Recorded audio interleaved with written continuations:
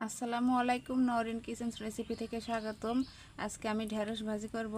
তো ঢেঁড়স ভাজি করার জন্য এই ঢেঁড়সগুলো আমি আগেই কেটে রেখেছিলাম, ধুয়ে রেখেছি। এখন আমি এগুলো ভাজি করব। কড়াইতে তেল দিয়ে দিচ্ছি, দিয়ে দিচ্ছি পেঁয়াজ মরিচ কুচি, দিয়ে দিচ্ছি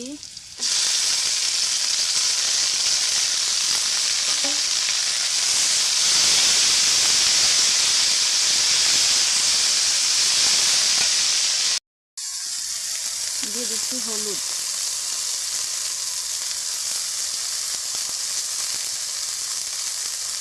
লবণ,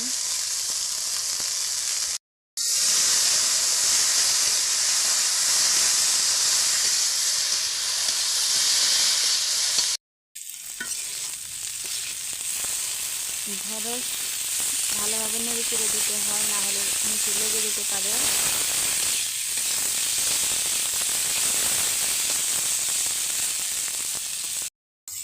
আপনারা দেখতেই পাচ্ছেন আমার ঢেঁড়স ভাজির কালারটা সবুজই আছে। ঢেঁড়স কখনো ঢাকনা দিয়ে ঢেকে ভাজি করা যাবে না, তাহলে সবুজ কালারটা চলে যায়। আমার ঢেঁড়স ভাজিটা হয়ে গেছে। এখন আমি আমার রেসিপিটা কেমন হয়েছে সবাই একটু কমেন্টে জানিয়ে দেবেন আমাকে প্লিজ।